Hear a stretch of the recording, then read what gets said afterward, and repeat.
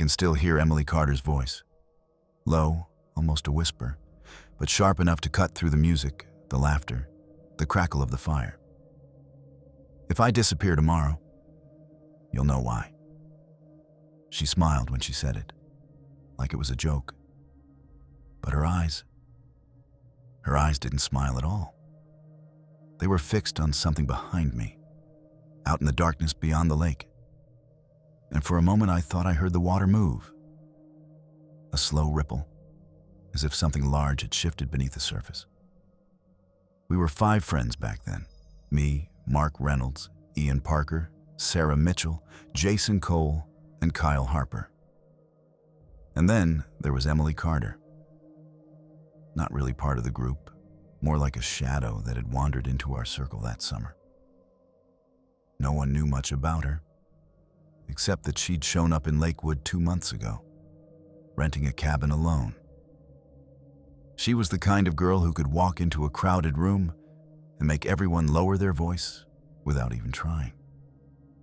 That night, she didn't drink much, didn't laugh much, but she watched everything, like she was taking notes in her head.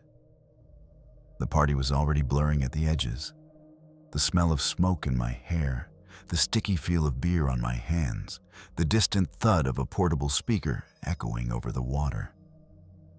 Kyle was telling some wild story about a boat crash. Jason was lighting another cigarette. Sarah was trying to keep Ian from falling off the dock. And then Emily Carter leaned closer to me and said those words. I laughed it off, because what else do you do when someone says something like that? But even while I was smiling, I felt a cold little knot tightening in my stomach. Disappear? I asked, trying to make my voice sound light. What's that supposed to mean? She didn't answer. She just glanced at the woods behind us, then at the black glass of the lake, and took a step back. Somewhere deep in the trees, an owl called. The wind shifted, carrying with it a smell I didn't recognize, metallic and faint, like rust. I thought about following her, asking again. But someone shouted my name and pulled me back into the circle of firelight. When I turned, she was gone. It wasn't unusual for people to wander off at these parties. The lake was surrounded by little inlets and narrow trails, the kind that swallowed sound and made you forget how far you'd gone. Still, I kept glancing toward the shadows, half expecting to see her standing there, watching us. Minutes passed. Then came the scream. It wasn't a drunk, laughing scream. It was sharp, jagged, and it cut through every other sound. The music stopped. The fire popped loud in the silence. We all turned toward the lake, toward the place where the sound had come from. Nothing, just darkness and the faint lap of water against the shore. I think that was Emily, Sarah whispered. No one moved. And then, somewhere out on the dock, something hit the wood hard enough to rattle the boards, and the sound of glass shattering carried across the water, echoing into the trees. The next morning was gray, the kind of gray that seeps into your bones and makes you feel like the day never really started. I was still half asleep when my phone buzzed. It was Sarah Mitchell. No hello, no small talk. Just 3 words. Come to the lake. Her voice was tight, strained, like she'd been holding her breath for hours. By the time I got there, the sun was nothing more than a pale smear behind thick clouds. 2 fishing boats floated near the center of the lake, close to the old pier. I saw them before I heard the voices, sharp, urgent, cutting through the stillness. One of the fishermen stood, leaning over the side, both hands gripping something beneath the water. The other reached down to help, his knuckles white. Then I saw it, a pale arm breaking the surface, limp, swaying with the movement of the water. Someone shouted, and suddenly there were more people on the shore. Ian Parker, Jason Cole, even Kyle Harper, all with the same expression, a kind of frozen disbelief. The boats made their way back toward us, the water churning behind them. I remember thinking, stupidly, that they were moving too slowly, that if they just rowed faster, maybe she'd... No, I already knew. We all knew. When they pulled her onto the dock, the world narrowed to just the sound of water dripping from her hair. Emily Carter's skin looked almost translucent in the morning light. Her eyes were closed, lashes clumped together. Her neck... God. Dark bruises circled it, uneven, like a pair of hands had been there, pressing, tightening. Her fingernails were jagged, broken down to the skin. There was blood, not much, just enough to see, under them. The police arrived fast, their radios crackling. One officer crouched beside her, checking for something I knew he wouldn't find. Another pulled a blanket from the back of a cruiser and laid it over her, as if covering her could undo the cold that had already settled in. I kept staring at her hands.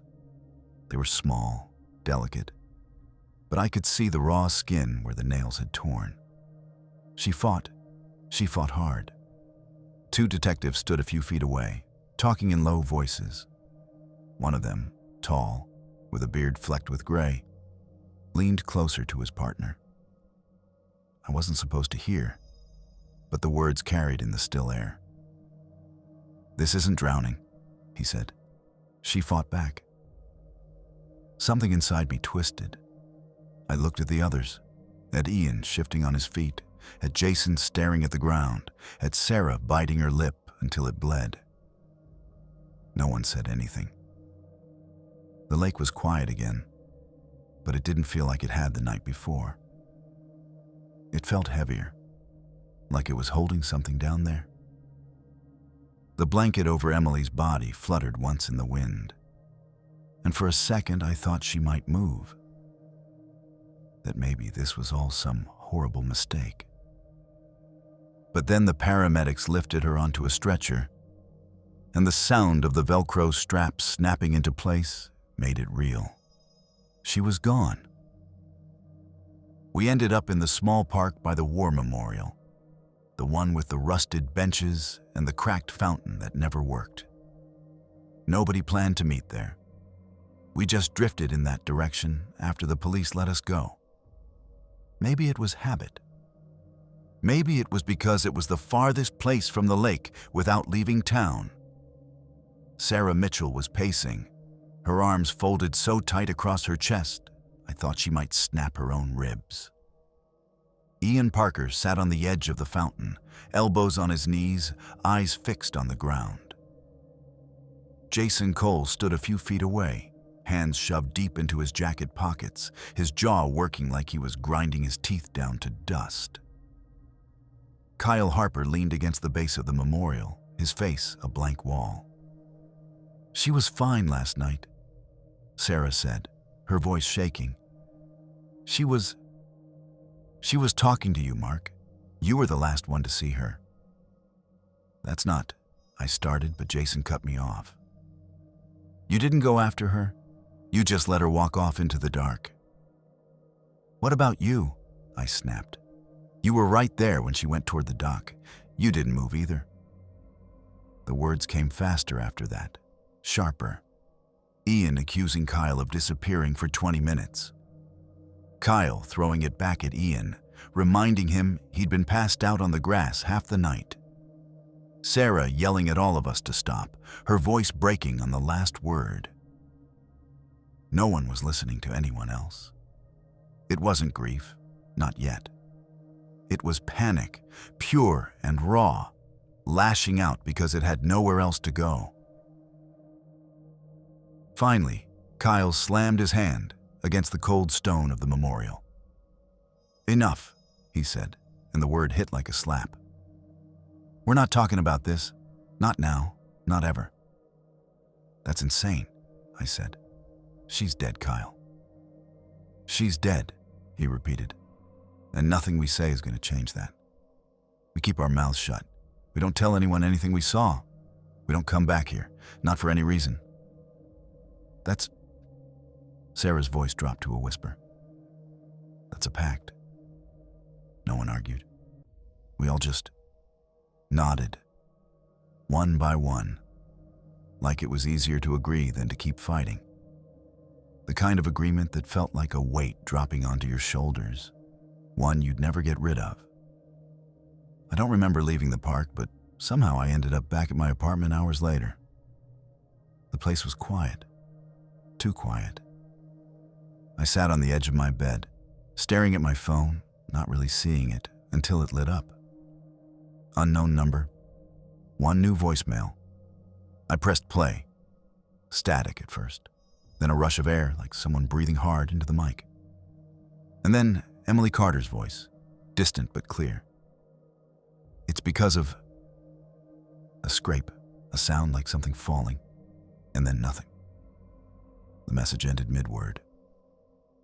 I sat there for a long time, the phone still in my hand, the screen gone dark. I didn't know what it meant. I just knew that whatever it was, none of us were ready to hear the rest.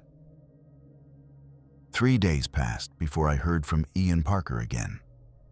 I was sitting in my kitchen, coffee going cold in front of me, staring at the half-empty street outside my window. It was early enough that the light still felt weak, like the sun hadn't fully committed to the day. My phone buzzed on the counter, and I glanced over without much thought. It was a text from Ian. 4 words. I know who killed Emily. I stared at the screen, waiting for the follow-up. But nothing came. No explanation, no half-baked theory. Just that. I called him. No answer. I called again. Still nothing. Half an hour later, there was a knock at my door, sharp, impatient. When I opened it, Ian was standing there, hood up, eyes darting like he was expecting someone to be behind him. He didn't say hello. He just walked past me into the apartment, clutching something wrapped in a towel. You need to see this, he said, his voice low, like the walls had ears. He set the bundle on my table and unfolded it. A black Nikon camera, older model, scratched along the edges. I recognized it instantly. It was the same one Ian had been using that summer, the one he'd always carried around like a badge of honor. But it looked different now. The lens cap was missing, and the glass of the lens had a faint smudge, almost like... Look, Ian said, pointing. There, along the edge of the lens, was a clear fingerprint. Not faint, not half there. Perfect. You could see every ridge. Ian pulled a pair of latex gloves from his hoodie pocket and put them on before touching the camera again. That's not mine, he said. I checked. I know my own fingerprints, Mark, and this is fresh, like hours old. I reached out without thinking, but he pulled the camera back. Don't touch it. I don't know who it belongs to, but I found this. He tapped the body of the camera. On my porch this morning. No note, no knock on the door, just sitting there. How do you even know it's about Emily? I asked. Ian looked up at me, and there was something in his face I hadn't seen before. Not fear exactly, but close. Because when I turned it on, the last photo taken was the night she died. And Mark, she's in it. My mouth went dry. What? She's on the dock, her back to the camera. And there's someone behind her. Someone in a mask. For a long moment, neither of us moved. The coffee on the counter had gone cold. Outside, the street was empty, the kind of empty that feels intentional. I wanted to tell him it didn't mean anything, that it was just some sick joke. but the look in Ian's eyes told me he believed every word. And worse, a part of me did too. We met that night at Murphy's Diner, the only place in Lakewood still open past midnight. The neon sign buzzed like it was struggling to stay alive, flickering just enough to make the whole building look like it was breathing. Ian Parker was already in a booth near the back when I walked in, hunched over a cup of coffee he probably wasn't drinking. Sarah Mitchell slid in across from him a few minutes later, Jason Cole right behind her. The seat beside me stayed empty. It took a while for anyone to say it out loud, but eventually Sarah broke the silence. "Where's Kyle?" No one answered. We all knew. Kyle Harper had been dead for a year. Car accident on Route 19, the kind that leaves more questions than answers. We hadn't all been in the same room since his funeral, and sitting there now, it felt wrong to even pretend he might walk in. His absence was like an extra shadow at the table. Ian finally looked up from his coffee. "I went by his grave today." That got our attention. Jason frowned. "Why?" "Because," Ian said slowly, "I thought maybe, I don't know, just felt like I should." He hesitated, then added, "And I found something." He reached into his jacket pocket and pulled out a small, clear evidence bag. Inside was a necklace, thin silver chain, small oval pendant. My stomach tightened.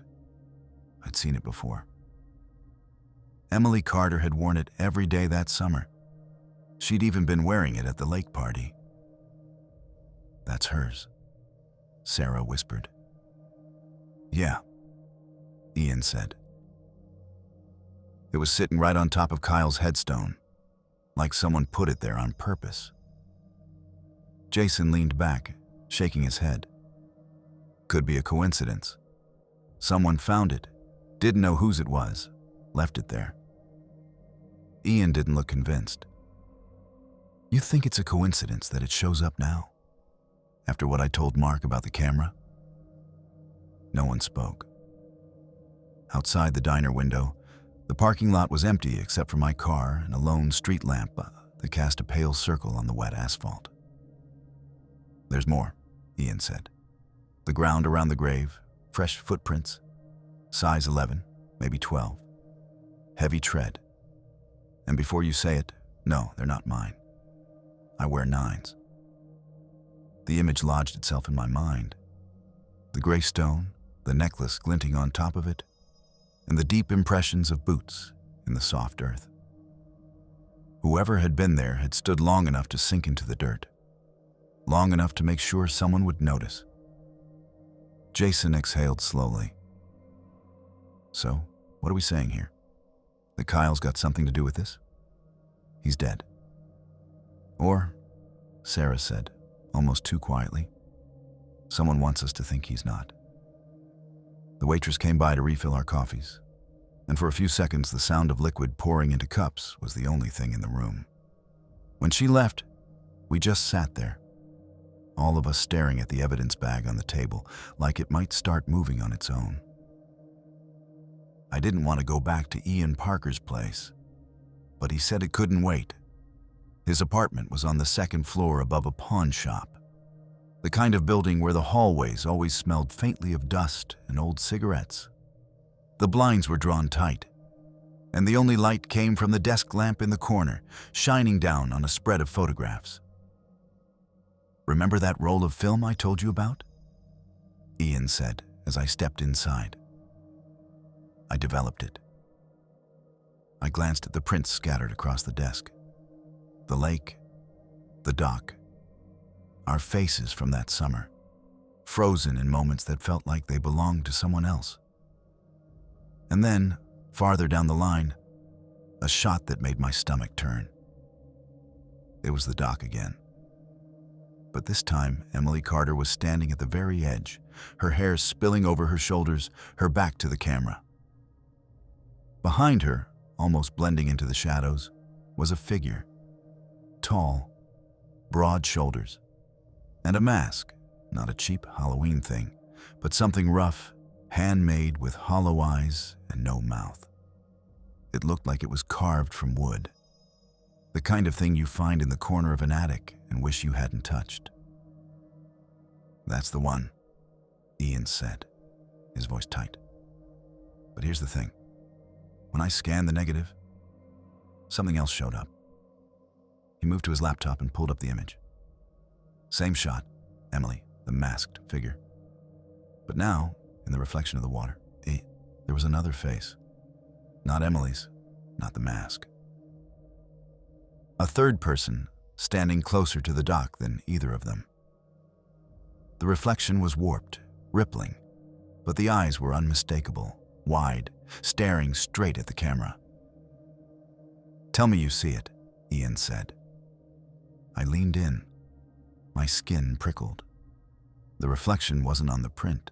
It was only in the scan, like it didn't exist until the image was digitized, until it had been pulled into the present. "Could be a trick of the light," I said, though my voice didn't sound like mine. "Mark." There was no one else there. I was looking through the viewfinder when I took that shot. It was just Emily and the guy in the mask. The air in the room felt heavier, like the walls were leaning in. Outside, a car passed, its headlights flashing briefly across the blinds. And for a second, I thought I saw movement in the dark space between the slats. A shadow, gone before I could be sure. Then came the knock. 3 sharp raps on the window. Not the door, the window. We both froze. Ian turned slowly toward the sound. The blinds swayed just slightly, like something had brushed against them. I crossed to the glass and yanked the cord. The blinds shot up, and cold air pressed against the pane. The street below was empty. No footsteps, no fading figure. Just the hum of the street light and the faint smell of wet leaves. When I turned back, Ian was still staring at the photograph, his hands gripping the edges like it might slip away. "It's not over," he said. "Whoever was there that night, they're still here." It was just after midnight when I heard the knock. Not the hesitant tap of a neighbor or the impatient pound of a friend. 3 slow, deliberate knocks. I was in bed, half asleep.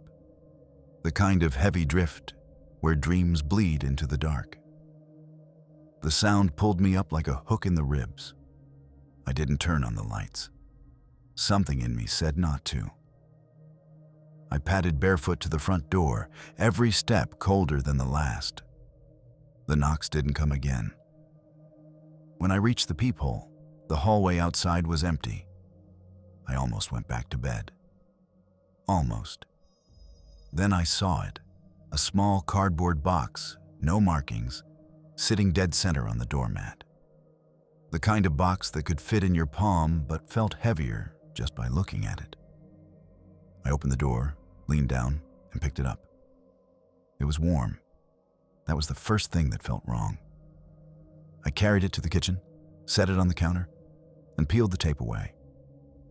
Inside, nestled in crumpled newspaper, was a necklace. Silver chain, oval pendant. I didn't need to look twice. It was Emily Carter's. The same one Ian had found on Kyle Harper's grave. The same one she'd been wearing the night she died. My hands were shaking before I even realized it. I lifted it out carefully, the chain slipping through my fingers like water. That's when I saw it. On the inside curve of the pendant, in the shallow groove near the clasp, was a single drop of blood. Fresh. Dark red, not yet dried. It clung there, thick enough to catch the light when I tilted it. My first thought was that it was hers, Emily's. But that was impossible. She'd been gone 10 years. Blood doesn't wait that long. I set it back in the box, my pulse thudding in my ears.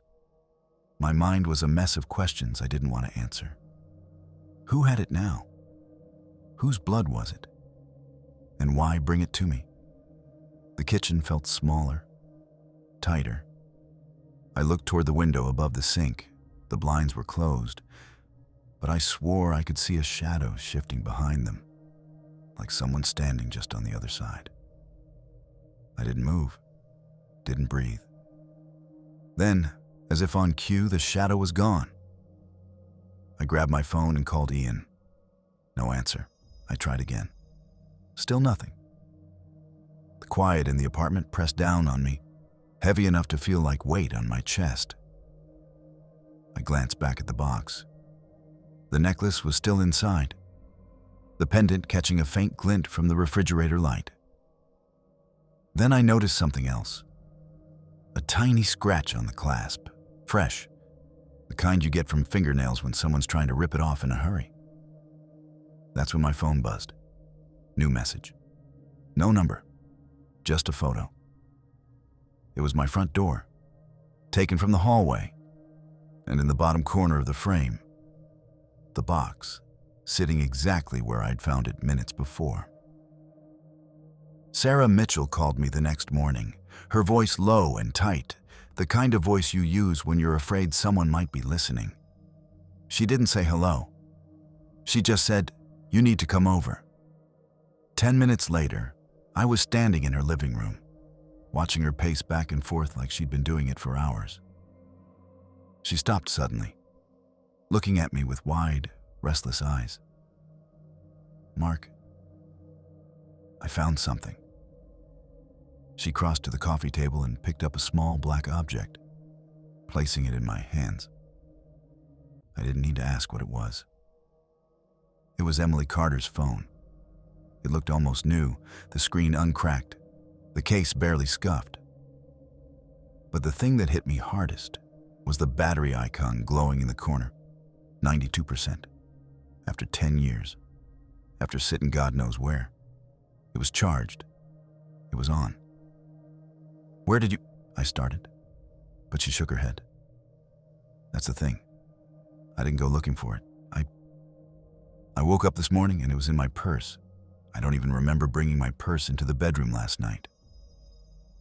I stared at the phone, my mind racing. Maybe someone planted it? Sarah's face went pale. "Mark, I didn't tell you this before because I thought it didn't matter. But the night Emily died, she said something to me. Right before she left the fire. She stepped closer, her voice dropping to almost a whisper. 'Don't let him drive me home.' That's what she said. I thought she was just being dramatic, you know. We'd been drinking. Tensions were high. But now, the room felt colder, the space between us stretching into something heavy and invisible. I turned the phone over in my hands. It felt warm, like it had been in someone's pocket minutes ago. I tried the lock screen, no passcode.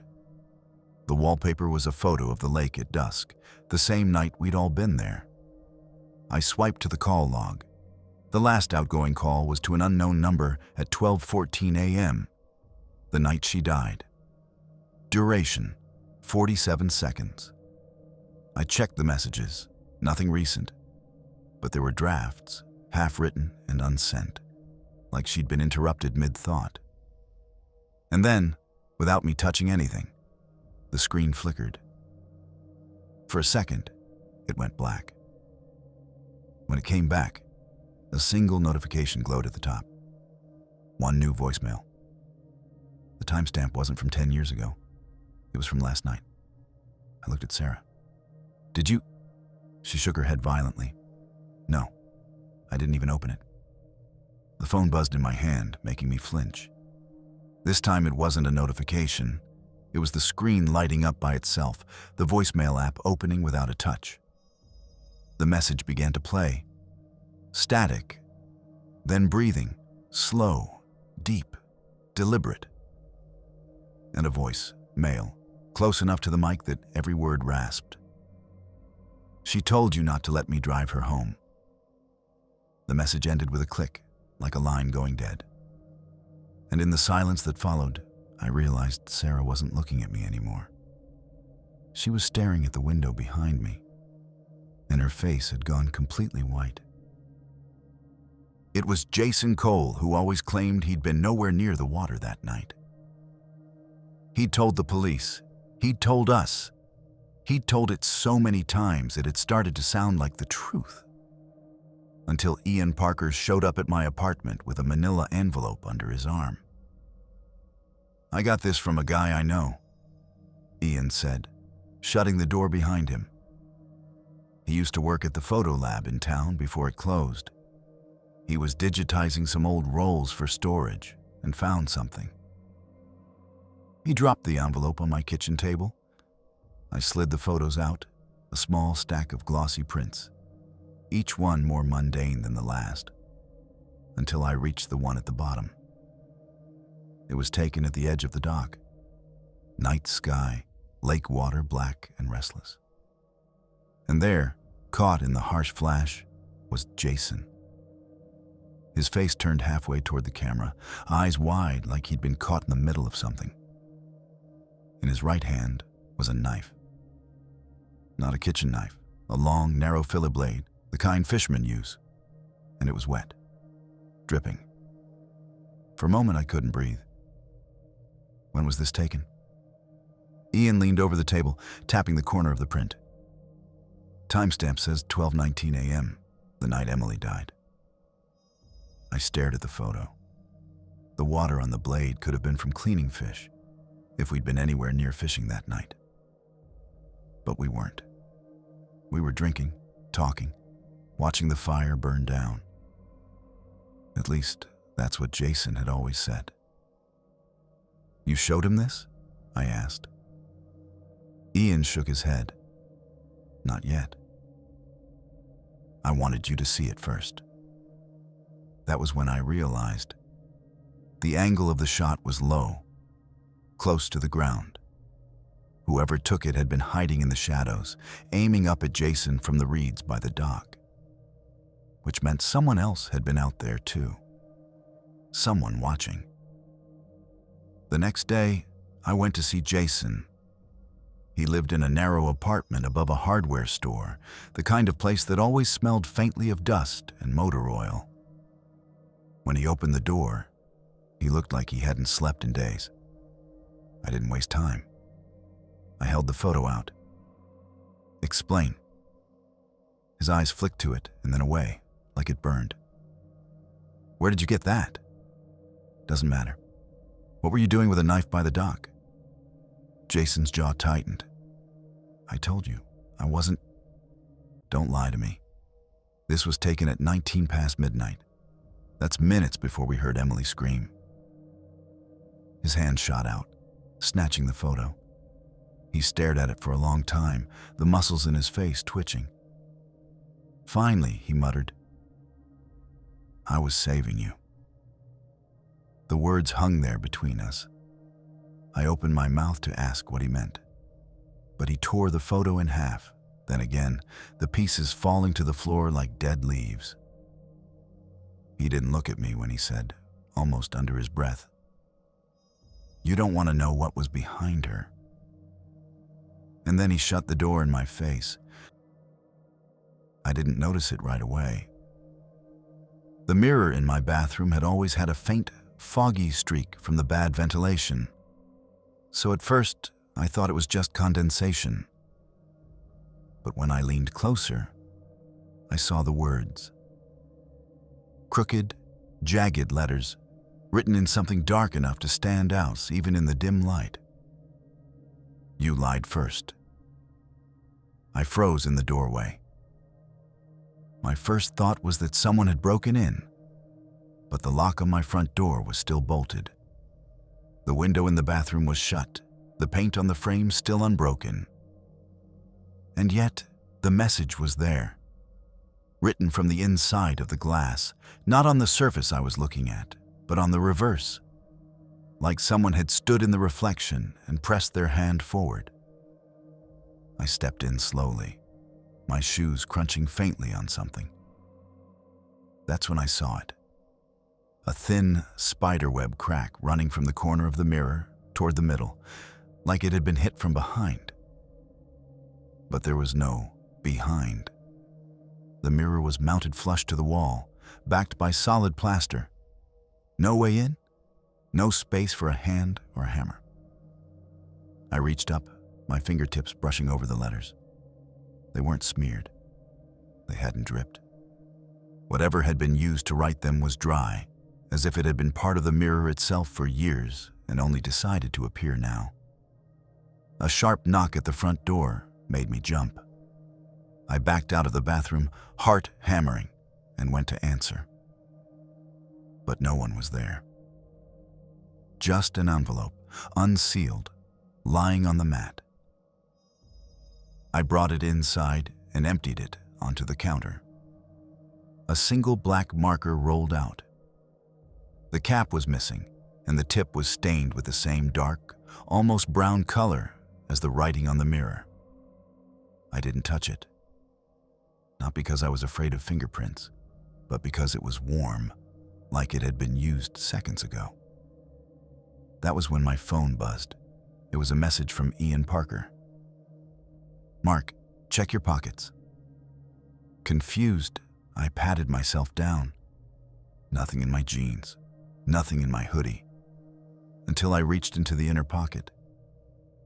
My fingers brushed against something hard and cylindrical. I pulled it out. Another black marker, identical to the first. And I knew I hadn't put it there. I didn't have time to process it because, from the bathroom, I heard a sharp, deliberate tap, like a knuckle on glass. I turned toward the sound. The light above the sink flickered. The mirror was still there, the crack still branching across it. But the words were gone. Erased completely, as if they'd never been there. And in their place, faint and blurry in the reflection, was the outline of a figure standing in the doorway behind me. It came back to me in pieces, the way memories from that night always do. I was sitting by the fire, half listening to Kyle Harper and Jason Cole argue about music, when I caught a glimpse of Emily Carter moving away from the group. Not toward the dock, toward the tree line. The moon was low, silver light slipping between the pines, and I saw her pause at the edge of the woods. She wasn't alone. There was someone with her, tall, wearing a dark jacket. I couldn't see the face. Emily glanced back once, just for a second, like she was making sure no one followed. Then they disappeared into the trees. I remember thinking I'd get up and see where they went. But the next thing I knew, someone was shoving a beer into my hand, and the fire's glow swallowed everything else. That memory had stayed buried until last night. We were back near the lake, Ian Parker and I, checking the old trails. Most were overgrown, but there was one narrow path cutting deeper into the forest. Halfway down, Ian stopped suddenly and crouched. "Mark, look." Something dark was tangled in the undergrowth, half hidden beneath dead leaves. I pulled it free, a jacket, heavy canvas torn down one sleeve. When I shook it out, a faint metallic smell hit me. My stomach turned. The sleeve was stiff in places, the fabric darkened by what could only be dried blood. But it wasn't the color that got me, it was the size. The jacket was too big for Emily, the shoulders too broad, the arms too long. Whoever had worn this, it wasn't her. Ian stepped back, his eyes fixed on the jagged tear. "Looks like it caught on something," he said. "Branch, or maybe a nail." I ran my fingers over the torn edge and felt something else. The faint, sticky residue of what had once been wet. The kind of thing you don't mistake once you've seen it. "We should bag it," Ian said. I glanced at him. "For what? You planning to take it to the police, 10 years later?" He didn't answer. just pulled an empty grocery bag from his backpack and held it open. As I slid the jacket inside, a folded piece of paper fell from one of the pockets, landing in the dirt at my feet. I bent down and picked it up. The paper was damp, the ink smeared, but I could still make out a few words. Trailhead, midnight, bring her. Ian looked at me sharply. That's not Emily's handwriting. Before I could respond, a sound came from deeper in the woods. A quick, heavy rustle, like someone stepping on dry leaves and then stopping dead. We froze. The trees ahead were just shadows, but I could feel it. The weight of eyes watching us. The noise didn't come again. Still, neither of us spoke until we were back on the main road, the bag with the jacket swinging between us like something alive. And I couldn't stop thinking about the person who'd walked into those woods with Emily and never came back out with her. Jason Cole wasn't answering his phone. That wasn't unusual. He had a habit of disappearing for a day or two when things got tense. But this time felt different. The last time I saw him was just after sundown, leaning against the railing of Ian Parker's porch, smoking in silence. An hour later, when Sarah Mitchell asked where he was, no one could give an answer. We searched the yard first, then the gravel road leading out to the highway. No sign. His car was still parked in the driveway, keys gone. I started to wonder if he'd just walked off, until we noticed the back door of Ian's place was ajar. The house was dark except for the low glow from the living room lamp. The air inside felt heavy, stale, like it hadn't been breathed in for hours. We called his name. Nothing. We checked the bathroom, the kitchen, even the basement. Empty. It was Sarah who opened the door to the guest room. I was right behind her when she gasped. Jason was inside the closet, crumpled on the floor like a broken mannequin. A black canvas bag was pulled tight over his head, cinched at the neck with rough twine. His hands were bound in front of him with electrical tape. The smell hit me first. Sweat, fear, something sour underneath. My stomach lurched. I dropped to my knees and tore the bag away. Jason's face was pale, his hair plastered to his forehead with sweat. His eyes fluttered open, confused and unfocused. Mark? His voice was raw, like he'd been screaming. It's okay, you're fine, I said. But I didn't believe it. I grabbed the roll of tape and started peeling it from his wrists, the adhesive ripping at his skin. Sarah was standing frozen in the doorway, holding something in her hands. A piece of paper, folded once. It was on the floor next to him, she said, her voice thin. I took it. The handwriting was blocky, uneven, pressed so hard into the paper that it had torn in places. 4 words, nothing else. Next time, you won't wake up. Jason pushed himself upright, wincing. I didn't see them, he said. I was outside. Thought I heard something in the woods. Next thing I know, someone grabs me from behind. Everything went black. You didn't see anything? Nothing at all? Ian asked from the doorway. Jason shook his head. Only thing I remember. They were breathing hard, but it wasn't like they were tired. It was deliberate, slow, like they wanted me to hear it. We got him some water, but he barely touched it. He kept looking at the note, his jaw tightening every time his eyes moved over the words. No one said it out loud, but we were all thinking the same thing. Whoever had done this hadn't just wanted to scare him. They'd wanted to show us they could get to any of us, any time. When we finally left the room, the closet door stayed open, the space inside still smelling of sweat and rope. And I couldn't shake the image of that bag. Black, tight, cutting off the light. and the thought that maybe Jason had only woken up because they decided to let him. The storm rolled in faster than the weather report predicted. By dusk, the wind had turned sharp, snapping through the trees around Ian Parker's lake house. We'd decided to stay together after what happened to Jason Cole. No one said it out loud, but the idea of being alone now felt like a death wish. The first crack of thunder hit so hard it rattled the windows.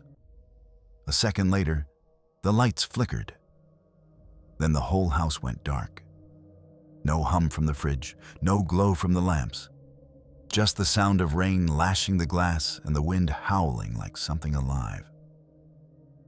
Ian found a box of candles in the kitchen, and we lit them one by one, the tiny flames bending in the draft. The house felt bigger without the electricity, like the darkness had pushed the walls back. We gathered in the living room, close to the fire Sarah Mitchell managed to coax to life. That's when the first phone rang. It was a sharp, old-fashioned ring, the kind you only hear in movies now. We all turned toward the hallway, where an old rotary phone sat on a side table. None of us had ever seen it used. Ian swore it wasn't even connected. The ringing kept going. 6, 7, 8 times. I finally walked over and lifted the receiver. Silence. Not the kind of silence you get when no one's there. This was heavier, thicker, like someone was holding their breath on the other end. Hello? My own voice sounded too loud in the quiet. No answer, just a faint click, and the line went dead. I turned back toward the others, but before I could say anything, another phone started ringing, this time from the upstairs bedroom. We all froze. There wasn't a landline up there. Ian's parents had pulled the wiring years ago. The sound was wrong too, high-pitched, urgent, like it was shaking the walls. Jason stood, but I could see the stiffness in his shoulders as he headed for the stairs. We followed, the candlelight throwing our shadows ahead of us.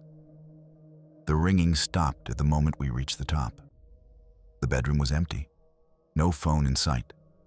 Then, from the kitchen downstairs, another ring, different tone, lower, slower, almost mocking.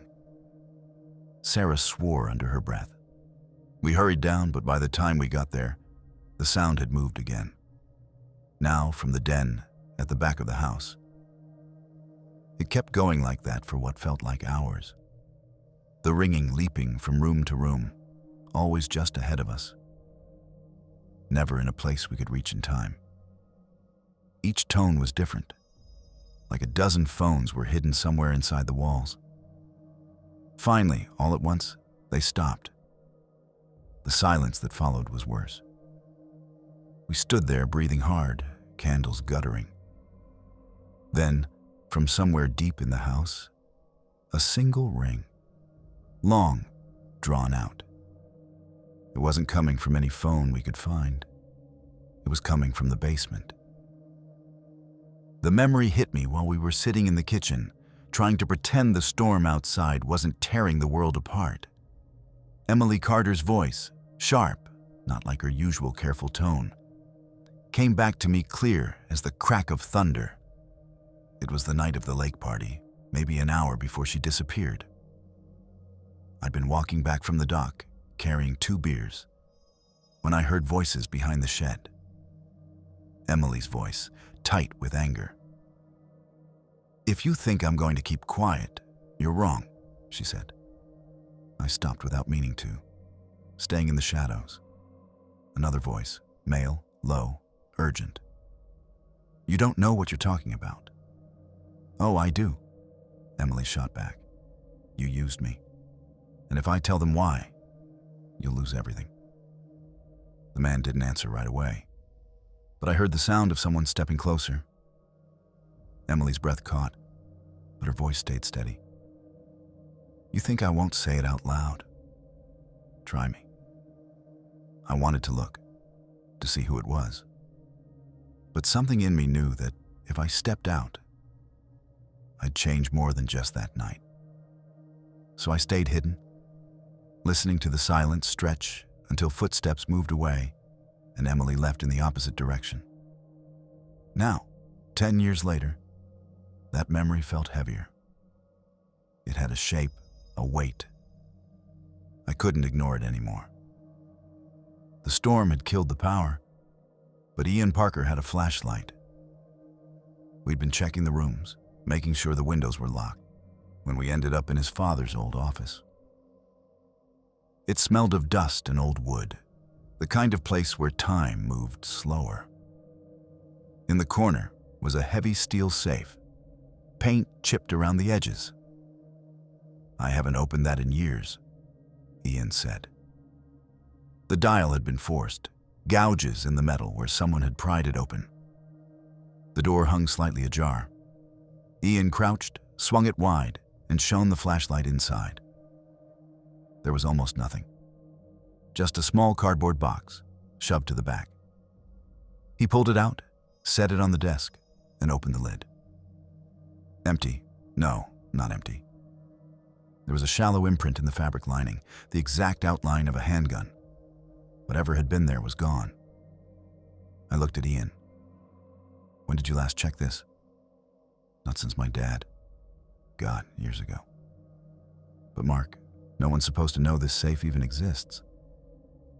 We both stared at the box, the hollow shape inside. The thought slid into my mind, uninvited. Someone had taken that gun recently. Maybe in the last few days. And if Emily had been telling the truth that night, maybe she'd been talking about this. About the fact that someone in our group had a reason to want her gone, and a weapon to make it happen.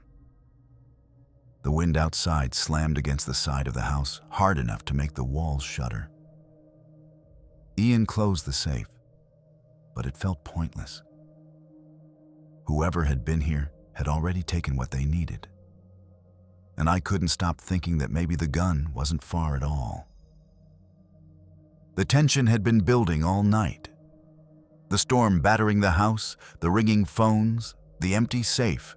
It all piled up until the air in the living room felt like it might snap in half. Jason Cole was pacing like a caged animal.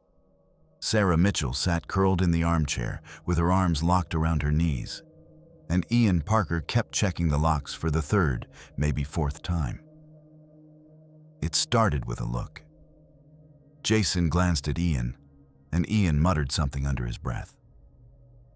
Jason stopped pacing. "What was that?" Ian didn't answer, just shook his head.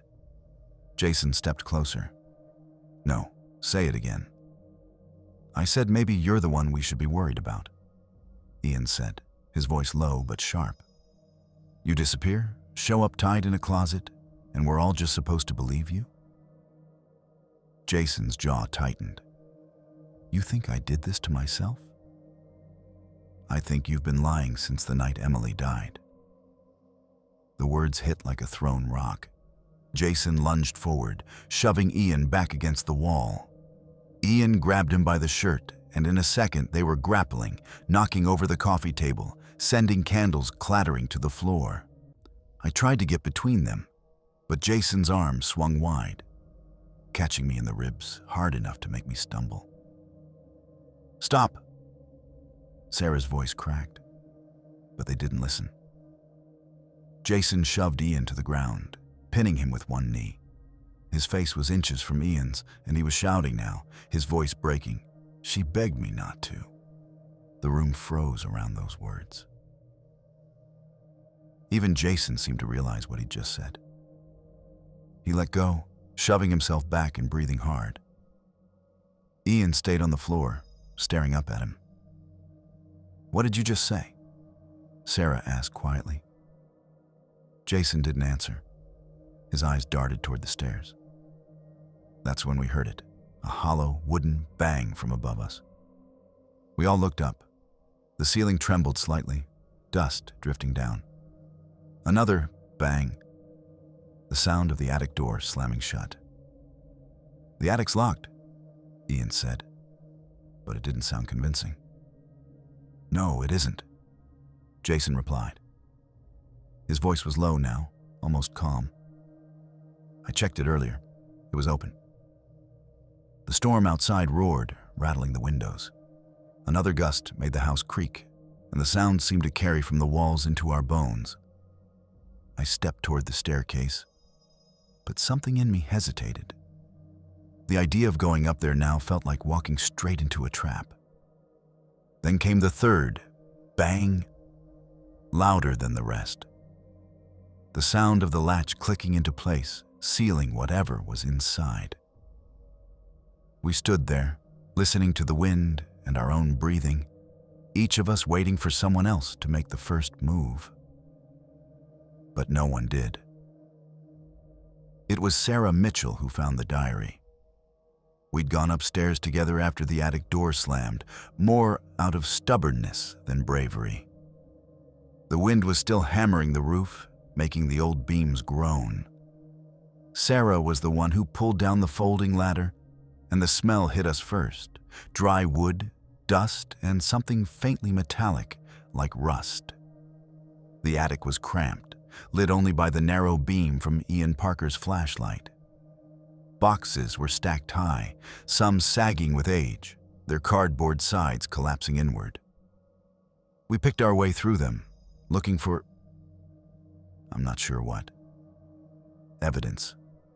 A reason for that door to slam shut on its own. Sarah knelt by a wooden trunk pushed into the far corner. The lock was broken.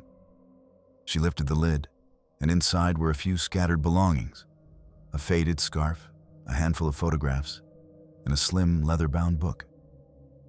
She handed it to me. "Look." The cover was worn smooth, the edges frayed. Inside, the handwriting was small, precise, and unmistakably Emily Carter's. Dates lined the top of each page, most from the summer she died. The early entries were normal enough. Notes about the lake, about us, about nights by the fire. But as I turned the pages, the tone shifted. The sentences grew shorter, sharper. More space between the lines, like the words themselves were retreating. June 18th. I think someone is following me. Not in town, here, by the lake. June 25th. He's getting bolder, shows up closer every time. July 2nd. I can't trust them. Any of them. But him, least of all. Then I found it. The page that made my stomach knot. July 14th. I'm afraid of only one person here. If I die, it's them. But where the name should have been, there was only a jagged tear. Someone had ripped the bottom third of the page clean away. The edges were uneven, like it had been done quickly, angrily. Sarah leaned over my shoulder. "Who do you think?" Before she could finish, the flashlight flickered. We both froze. It wasn't the batteries. The light dimmed and swelled like something was moving between us and the beam. Then we heard it. A slow, deliberate creak from the far side of the attic, beyond the rows of boxes, like weight shifting on the boards.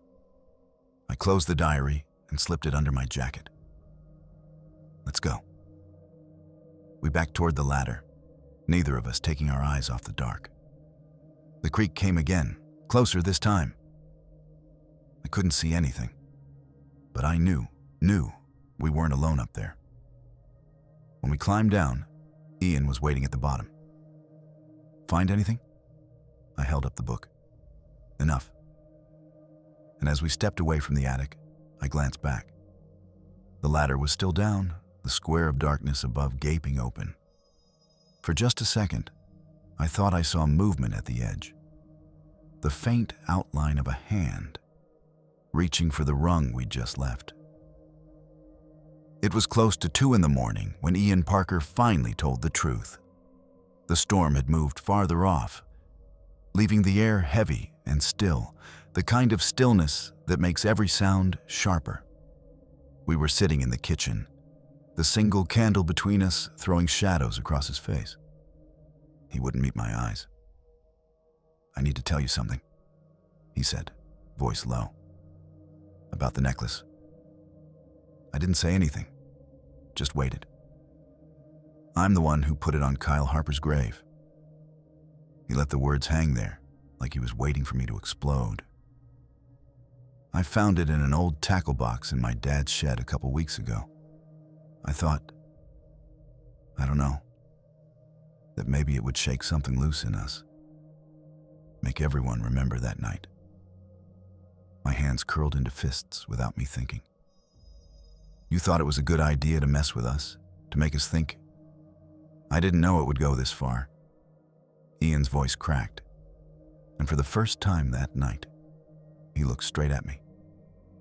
"Mark, you've seen it too. Whoever's doing this, it's not me." I stared at him, weighing every word. He leaned back in his chair, rubbing his hands over his face. "There's something else. The figure in the mask. I know who it is." My pulse quickened. "Who?" He swallowed hard. "It's Ethan Harper, Kyle's younger brother." The name hit me like cold water.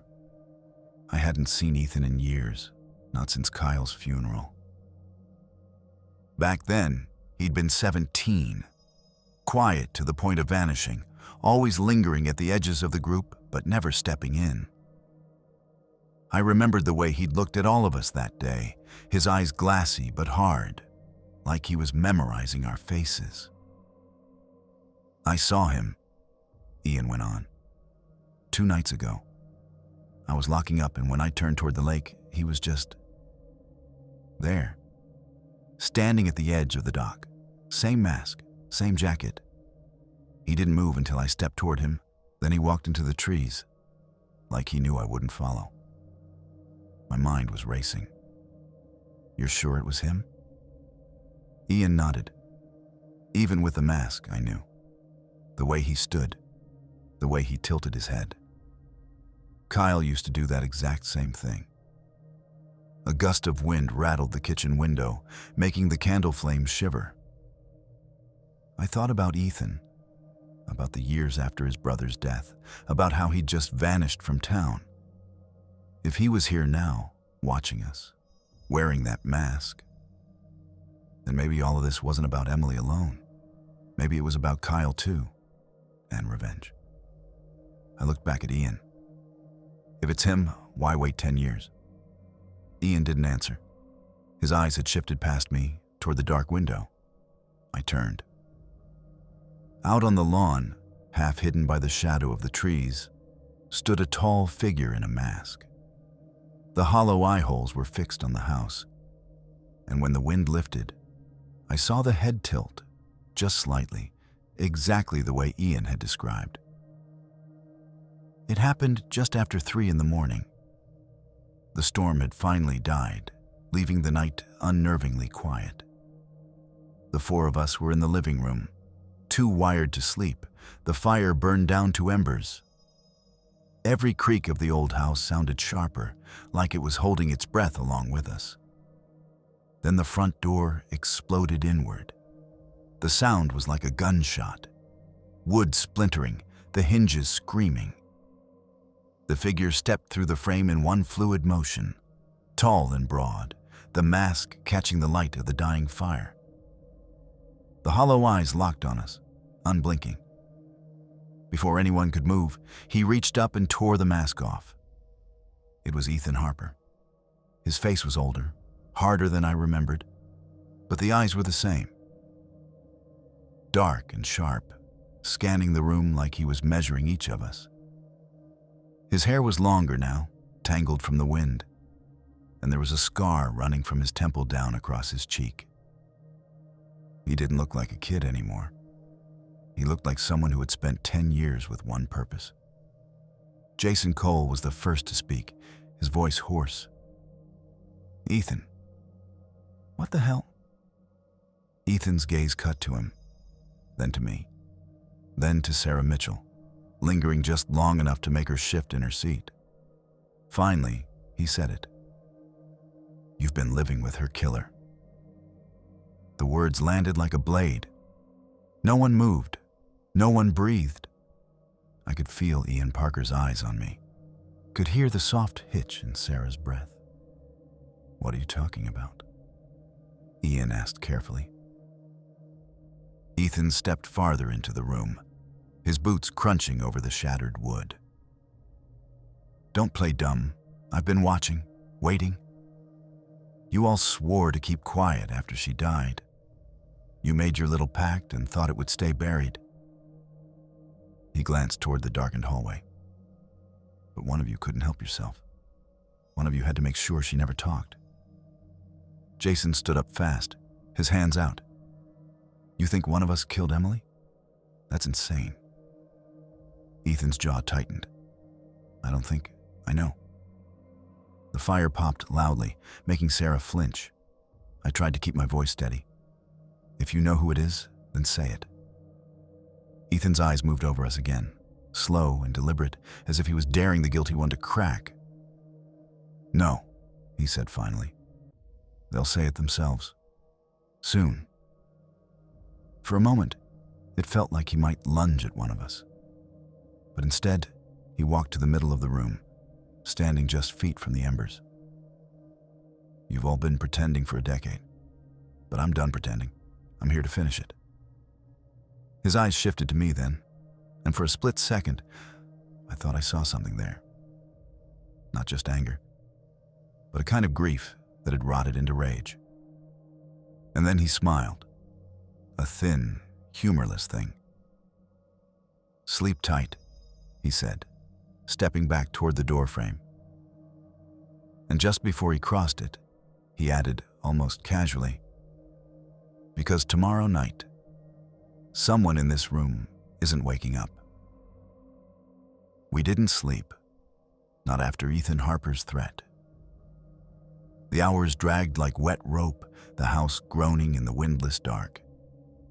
By dawn, the four of us were sitting in the kitchen, the air thick with silence. No one wanted to be the first to speak. It was Ian Parker who finally broke it. "We can't just wait for him to come back." Jason Cole slammed his hand on the table. "What do you want me to do, Ian? Go out there and hunt him down? You heard him. He's not going to stop." Sarah Mitchell's voice was barely above a whisper. "He's not wrong." All eyes turned to her.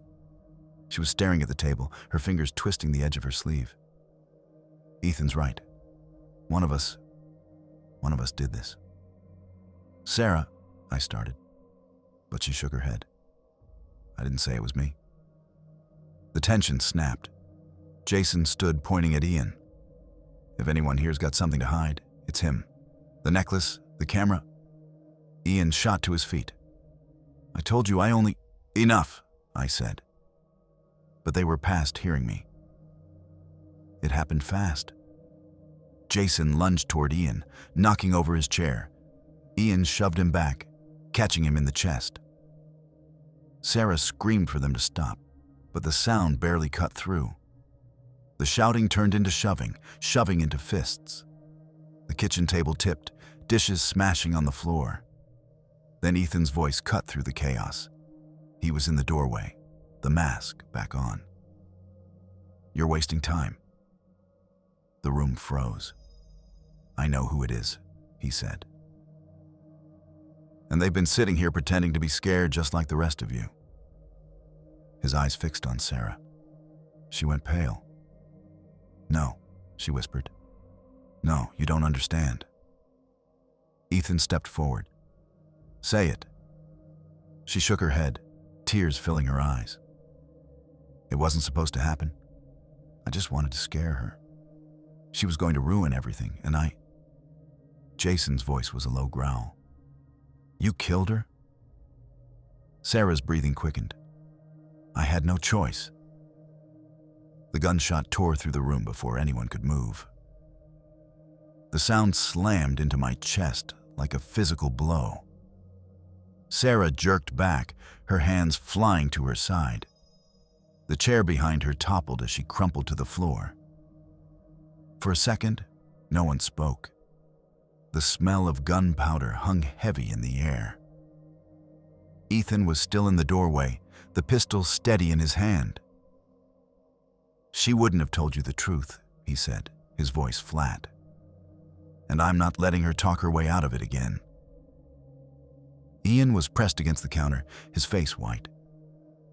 Jason looked at me, his mouth working but no words coming. Sarah lay still, her eyes open but unfocused, lips parting as if she wanted to say something else. But whatever it was, it stayed in her throat. Ethan lowered the gun, his breathing slow, almost calm. "One down," he said. "Now let's finish this." The flashing red and blue lights washed over the lake house, turning the wet grass into a pulsing blur. 2 deputies had Ethan Harper in handcuffs, one on each arm, guiding him down the porch steps. His mask was gone now, his expression unreadable in the strobe of the police lights. He didn't fight. He didn't say a word. Jason Cole stood off to the side, arms folded tight across his chest. Ian Parker leaned against the railing, staring at the ground like he was somewhere else entirely. I just stood there, watching the cruiser's door open, watching Ethan duck his head and slide inside. The door slammed shut, sealing him in the dim glow of the back seat. An officer, younger, with tired eyes, came over to take our statements. He asked the same questions in different ways, but I could see it in his face. They already thought they had their man. They didn't see the loose threads, the gaps in the story, or maybe they didn't want to. When the cruiser pulled away, its tires crunching on the gravel, the lake seemed to swallow the sound. The night was quiet again, but it wasn't the kind of quiet that felt safe. It was the quiet of something holding its breath. The deputies packed up, their flashlights cutting across the yard in quick, methodical sweeps. Then they were gone, their taillights vanishing down the road, leaving us alone with the fading smell of exhaust. I don't know why I walked down to the lake. Maybe it was the pull of that place, the same place where Emily Carter's body had been pulled from the water a decade ago. The moon was out, pale and thin, throwing a silver path across the surface. That's when I saw it. At the far edge of the shore, right where the old dock met the sand, stood a figure. Tall, still, the outline sharp against the shimmer of the lake. A mask covered its face, not the same as Ethan's, but older looking, the edges chipped, the hollow eyes deeper. It didn't move when I stopped. It didn't move when I took a step closer. In its hands was a phone. Even from this distance, I knew it. The black case, the faint crack on the corner. Emily's phone. The figure held it loosely like it weighed nothing. Then, without touching the screen, the phone lit up. The glow spilled across the figure's hands, across the front of the mask.